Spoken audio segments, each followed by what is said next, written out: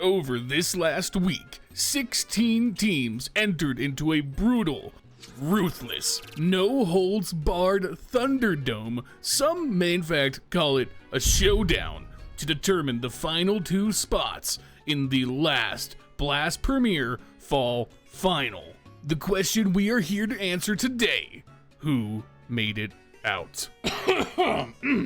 Sorry about that, the allergies have been messing with me.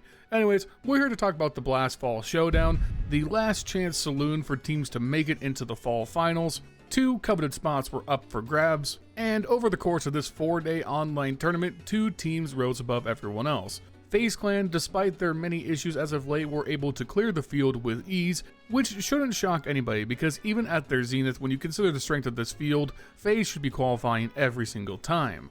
On the other side, the other spot ended up going to the Falcons, who have played one of their best tournaments in recent memory. They looked very strong throughout and were definitely deserving to capture that last playoff spot. Today, we're going to talk about how the Falcons and FaZe made it through into the fall finals. We'll talk about some of the teams that failed to qualify that I thought could have done better.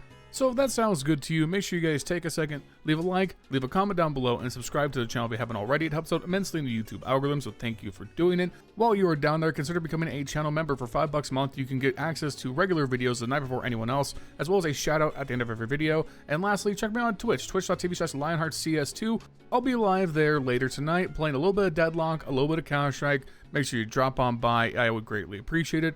Without any further ado, let's get right into the recap. So let's talk a little bit about some important stats. If you're FaZe Clan, this was definitely a field you should be beating every single time, as outside of a few names, there were just a whole lot of really not good tier 2 teams in the bottom of this bracket. So really outside of like a Complexity, a Pro, a Falcons, or a Pain, I would expect FaZe to pretty much have no struggle, and they pretty much did not. In their opening series, they ended up playing Rare Atom, which and quickly 2-0'd them. In their second series in the tournament, they played Pain Gaming. Pain Gaming took a map off them, but FaZe felt very much in control of the series throughout, and they were able to bring it home 2-1. Normally, I would expect Pain to actually play this current phase a lot closer than they did here. In their losses, Pain got absolutely stomped out. 13-5 on Anubis, 13-5 on Mirage, and they needed overtime on the second map Inferno just to get over the line and force a map 3.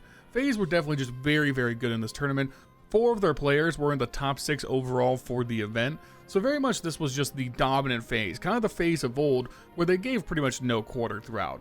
Their final series was against OG. OG themselves played pretty good throughout this tournament, but they could not stand up to FaZe in this final series, going down 0-2, which we'll go into a little more detail in just a minute. Walking things back, our other team that qualified, Falcons, also looked much better than they had previously in my opinion. Sunpius was good for the 4th best player throughout this tournament, and Magisk was not that far behind him. I think for Falcons to succeed with this lineup, they need Sunpius to shine, no pun intended. They need him to lead the way. He is the X factor for this team, despite any current roster rumors that might be floating around. And here he definitely met and exceeded his expectations.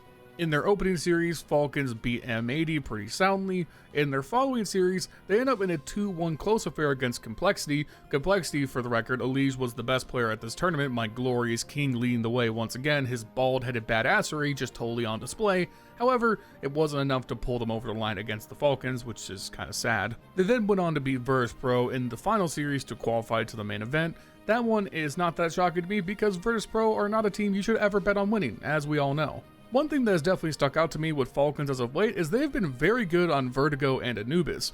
Over the last month, they've only lost once on Vertigo, and they're currently 4-0 on Anubis. Yeah, those are small sample sizes, but they're doing very good on those maps, and I would expect them to actually be picking them more. They're definitely doing alright on Dust 2 as well, so credit where credit's due, they've been very good on those 2 maps. My only concern is that they play a lot of Nuke, and they play a lot of Dust 2, and recently they have not been good on Nuke. They're at 33% win rate, they're 3-6 over their last 9.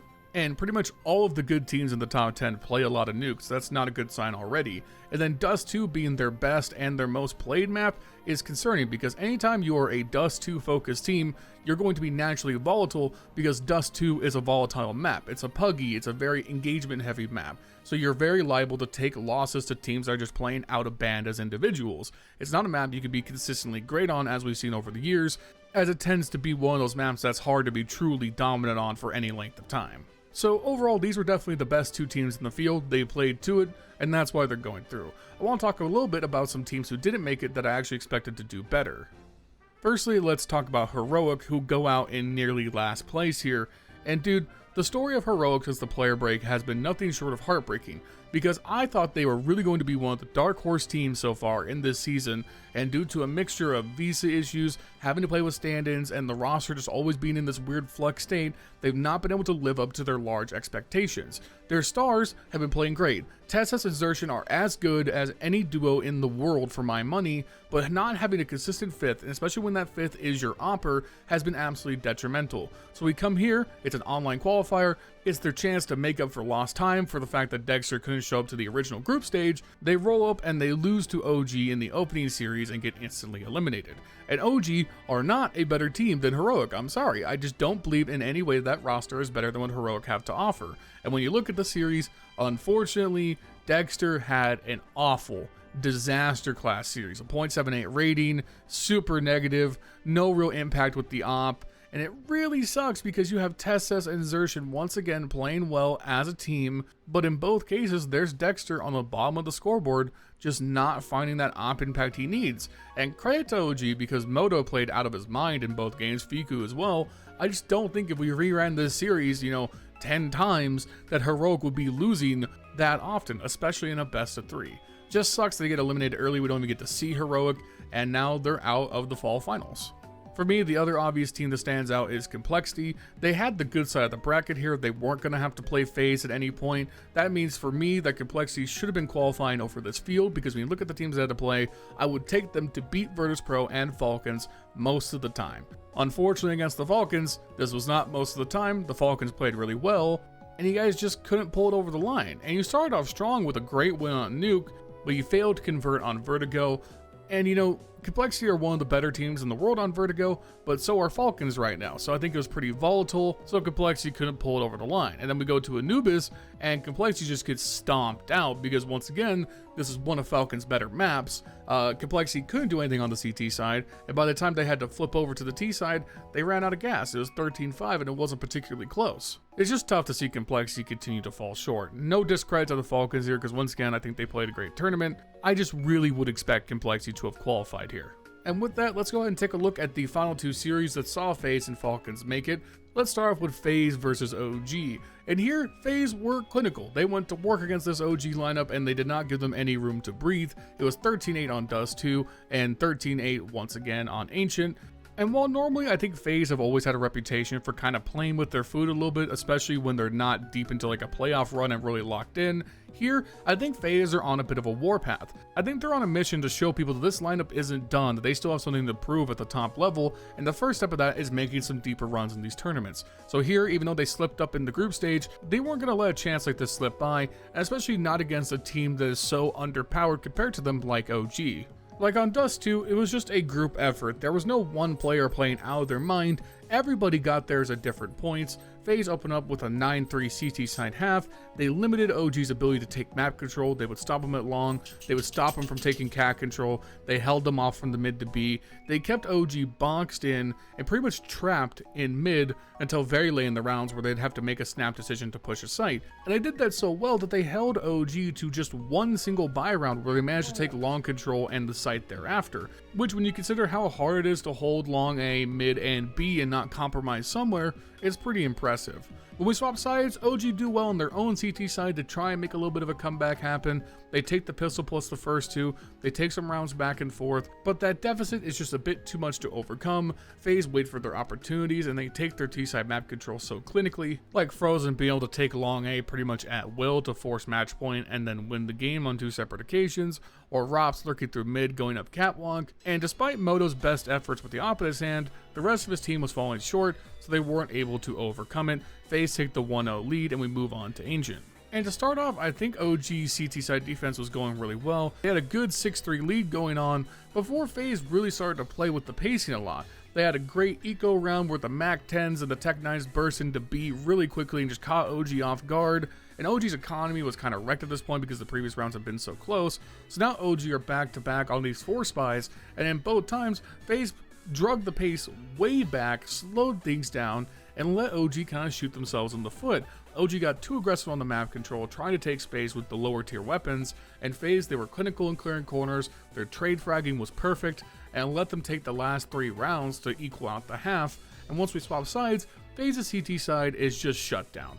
OG had no room to maneuver, they weren't able to take Cave's control, B control very well, the mid was locked down, there was just nothing that the team could do to combat Faze. Once again, Moto playing a great game, definitely the best part about this team, and he had a great series, but the rest of the pieces couldn't put up around him, and that left them very, very short on firepower.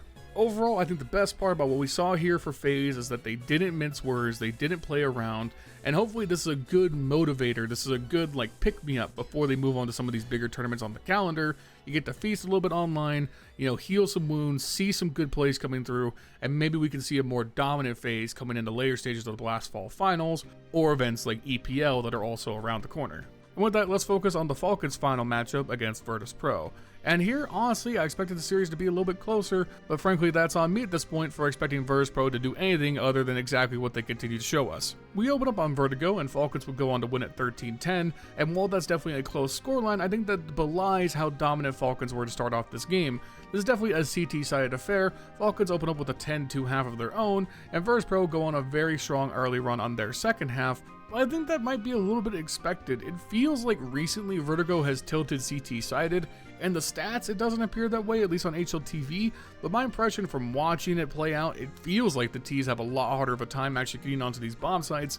Maybe it's just because the retakes are so difficult that it tends to be more of a 50-50 map, but my impression is that the CTs have pretty much dominance over the map control, so if you can stop the bomb sites from being taken, your CT side should dominate, and that's what we saw both of these teams do. But it wouldn't be a discussion about Virtus.pro if there wasn't a little bit of Virtus.pro things happening, because Virtus.pro should have absolutely sent this game to overtime. It's the final round of the game. Falcons are broke, they're on a desperate low buy, and Virtus.pro whittle it down to a 4v1 post plant against Sunpius, and they allow Sunpius to win the 1v4 game-winning clutch against them. And if they had just not allowed that to happen, Falcons would have had to save next round. We're almost certainly going overtime, and who knows what the hell happens. But of course Virtus.pro managed to fuck up this round, because of course they did. And we move on to Barrage, and what do you know? Virtus.pro, once again, an awful T-side. They can't do anything. They give Falcons full map control. Falcons have mid control on lockdown. Nobody can stop Sunpius. Madden jumping around into the underpass, off a catwalk from connector, doing all kinds of great work. I mean, I don't know, man. Are we really shocked that Virtus.pro managed to fuck this up? Because I'm not. And Falcons, they're not a team I like. I don't really like this team. But I'm not surprised they just beat down Virtus.pro in the series, because Virtus.pro are creatively bankrupt. Something needs to change. Falcons got a layup here, which is why, coming back onto my real agenda here, if Complexity had just beaten Falcons, they would be qualified into the fall finals, because not even on their most psychotic day could Complexity manage to mess that one up. Anyways, congrats to Falcons. They did what they had to do. They beat the opponent in front of them, and they snagged that last playoff spot in the fall finals. I don't really expect them to do anything there, because once again, I don't really think the lineup is that good overall. Hey, that might be changing soon, hint hint, but, you know, good job to them. Anyways, that's my rapid fire thoughts and recap on the Blast Fall Showdown. I would have covered this daily, but honestly, when you consider some of these teams involved, I thought it would be better just to put this into one shorter video, just talk about the teams that made it, just to make things a little more condensed, a little more interesting for you guys. If you like this format, let me know in the comments down below. I'll be down there answering as always. These videos are powered by Advanced.gg. If you go to their website, browse their many excellent products, and you decide to make a purchase, use my code LIONS10 at checkout for 10% off. It lets them know that I sent you their way. Thank you to Advanced.gg as always. Shout out to my channel members Justin, Jesse, Furley, Bubblesj, and Dr. Cocktor for keeping the lights on. Check the link in the description down below. If you only become a channel member for $5 a month, it supports me directly. While you're down there, check me out on Twitch as well. Other than that, my name is LionHeartZ. I'll see you guys soon with another video. Peace.